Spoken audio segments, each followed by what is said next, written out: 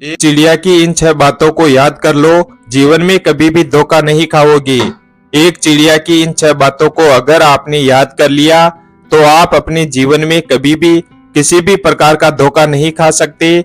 वह 6 बातें कौन सी है? उन 6 बातों को जानने के लिए आपको यह छोटी सी कहानी पूरी सुननी होगी। अगर आप यह कहानी पूरी सुन लेते हैं और इन 6 बातों पर गौर कर लेते हैं तो आपको अपने जीवन में कभी भी कोई चाह कर भी धोखा नहीं दे सकता, क्योंकि आप पहले से ही सतर्क हो जाएंगे। बहुत समय पहले की बात है, किसी देश में जसपाल नाम का एक राजा राज करता था। वह राजा बड़ा ही गुणवान, चरित्रवान और प्रजापालक था। वह अपनी प्रजा को अपनी संतान की तरह प्रेम करता था और साथ ही वह राजा पशु पक्षियों से भी बहुत प्रेम करता था। प्रजा और पशु पक्षी भी उस राजा से बहुत खुश थे। उस राजा के द्वार पर जो भी याचक आता तो वह कभी भी खाली हाथ नहीं लौटता था। उस राजा के महल में राजा और रानी के अलावा एक चिड़िया भी रहती थी। वह चिड़िया राजा के प्रेम और स्नेह के कारण उस महल में अपना घोंसला बनाकर रहती थी। इसी तरह से धीरे धीरे समय गुजर रहा था, लेकिन राजा और रानी को अंदर ही अंदर एक दुख खाए जा रहा था, क्योंकि उनके घर में अभी तक कोई संतान नहीं हुई। इस बात को लेकर राजा और रानी हमेशा उदास रहते थे। राजा और रानी भगवान शिव के बहुत बड़े भक्त थे। वह प्रतिदिन भगवान शिव के मंदिर जाते और पूजा पाठ करते थे और भगवान शिव से एक ही मांग करते थे कि हमें कोई संतान दे दीजिए। फिर उनकी सच्ची भक्ति से प्रसन्न होकर माता पार्वती ने भगवान शिव से कहा, स्वामी आप इस राजा को एक संतान दे दीजिए। फिर भगवान शिव ने कहा, देवी इस राजा के भाग्य में एक लड़का लिखा हुआ है। परंतु माता पार्वती ने पूछा, परंतु क्या स्वामी? भगवान शिव ने कहा, हे महादेवी इस राजा के भाग्य में एक अंधा लड़का लिखा हुआ है। वह लड़का जन्म से अंधा नहीं होगा, बल्कि जन्म लेने के बाद राजा के घर में जो चिड़िया रहती है वही चिड़िया इस राजा के लड़के की दोनों आंखें फोड़ेगी, क्योंकि राजा ने अपने पिछले जन्म में इस चिड़िया के बच्चे की दोनों आंखें फोड़ डाली थी, जिस कारण से राजा को इस जन्म में अंधे बेटे की प्राप्ति होगी और उसके जन्म लेने का समय भी नजदीक ही आ गया है। फिर भगवान शिव की कृपा से कुछ समय के बाद राजा के घर में एक पुत्र का जन्म हुआ। राजा और रानी पुत्र को पाकर बहुत खुश थे। उन्होंने अपने नगर में बड़े ही धूमधाम से उत्सव मनाया और उसी दिन जिस दिन राजा के घर में पुत्र का जन्म हुआ उसी दिन उस चिड़िया ने भी घोंसले में एक अंडा दिया, जिससे एक बच्चा उत्पन्न हुआ। चिड़िया जितना प्रेम और दुलार अपने बच्चे से करती थी, उतना ही प्रेम राजा के उस छोटे से पुत्र से भी करती थी। चिड़िया जब रोज घूमने जाती और जब वह वापस महल में अपने घोंसले में आती थी तो वह हर दिन 2 फल लाती थी। एक फल अपने बच्चे के लिए और दूसरा फल राजा के पुत्र के लिए। वह चिड़िया पहले राजा के पुत्र को वह फल खिलाती थी और बाद में अपने पुत्र को खिलाती थी।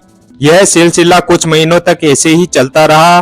फिर एक दिन हर रोज की तरह चिड़िया बाहर घूमने चली गई और उधर राजा की जो दासी थी, जो राजा के पुत्र की देखभाल करती थी, वह राजा के पुत्र को खेलने के लिए उस चिड़िया के बच्चे को घोंसले से निकालकर राजा के उस छोटे से पुत्र को पकड़ा देती है। राजा के पुत्र ने चिड़िया के नन्हे से बच्चे को कसकर पकड़ लिया तो चिड़िया के बच्चे को कसकर पकड़ने के कारण उसकी मृत्यु हो गई। जब चिड़िया बाहर से घूमकर वह अपने घोंसले में लौटी तो उसको वहां पर अपना बच्चा दिखाई नहीं दिया। उसने जब इधर उधर देखा तो राजा के पुत्र के हाथों में उसका बच्चा था जो मर चुका था। यह देखकर चिड़िया बहुत रोने लगी, विलाप करने लगी और उसे इस बात का बहुत दुख हुआ। वहीं पर राजा जसपाल भी खड़ा था। राजा को देखकर चिड़िया कहने लगी, अरे नराधम, तूने अपने नासमझ पुत्र के हाथों में मेरे पुत्र को देकर इसे मरवा दिया है। राजा तू तो सनातन धर्म को जानता है, फिर भी तू भूल गया कि शरण में आने वाले की, भूख से व्याकुल की, दुश्मनों अर्थात शत्रुओं द्वारा पीछा किए जाने वाले की और दीर्घ समय से अपने घरों में रहने वाले की सदैव रक्षा करनी चाहिए। यदि मनुष्य इनकी रक्षा नहीं करता तो वह निसंदेह कुंभी पाक नरक में जाता है। इतना कहकर चिड़िया क्रोधवश राजा के पुत्र की दोनों आंखों को अपने नुकीले पंजों से फोड़ डालती है और उड़कर खिड़की के ऊपर बैठ जाती है। राजा का पुत्र दोनों आंखों से अंधा हो गया। फिर राजा को उस चिड़िया पर क्रोध तो बहुत आया, परंतु वह सोचने लगा कि मेरा पुत्र तो सिर्फ अंधा ही हुआ है, लेकिन चिड़िया का बच्चा तो मर ही गया है, कम से कम मेरा पुत्र जीवित तो है। यह सब सोचकर राजा अपने क्रोध को अपने अंदर ही दबा लेता है। राजा अपने क्रोध को शांत करके चिड़िया से कहने लगा कि हे चिड़िया, तुमने जो किया है वह अच्छा ही किया है, क्योंकि अपने पुत्र की ऐसी दुर्गति देखकर कोई भी प्राणी चुपचाप नहीं बैठ सकता। अब दुखों को त्याग कर पहले की तरह हमारे महल में आकर रहो। मैं चाहता हूं कि हमारा और तुम्हारा प्रेम सदैव बना रहे। राजा के इस तरह कहने पर चिड़िया ने कहा, हे महाराज, मैं अपने पुत्र प्रेम के समान ही तुम्हारे पुत्र प्रेम को भी जानती हूँ। हे राजन, तुम्हारे पुत्र को नेत्रहीन करके मैं तुम्हारी अपराधीन हो गई हूँ, इसलिए मैं तुम्हारे घर में नहीं रहना चाहती हूँ। हे राजन, झूठा मित्र, झूठा राजा, अनुचित देश, बुरे बंधु बांधव, खराब पुत्र और झूठी भार्या को दूर से ही त्याग देना चाहिए, क्योंकि हे राजन, झूठे और खोटे मित्र से प्रेम नहीं होता है, झूठी और बुरी भार्या से सुख नहीं मिल सकता, कुपुत्र से पिंड नहीं मिल सकता और पिंड नहीं मिलने से मोक्ष नहीं मिलता, और खोटे राजा से न्याय की उम्मीद नहीं की जा सकती, को मित्र पर विश्वास नहीं किया जा सकता, को देश में जीना संभव नहीं है, और बुरे राजा से सदैव भय बना रहता है, और को पुत्र से सब प्रकार का दुखी मिलता है। हे राजन, जो मनुष्य अपराधी पर विश्वास करता है वह मनुष्य दीर्घ समय तक अनाथ और दुर्बल की तरह जीवन व्यतीत करता है। अविश्वासी का विश्वास कभी नहीं करना चाहिए, क्योंकि ऐसे लोगों पर विश्वास करने से जो भय उत्पन्न होता है वह जड़ को भी काट डालता है। जो मनुष्य राजा के सेवकों पर विश्वास करता है वह ज्यादा दिनों तक जीवित नहीं रह सकता।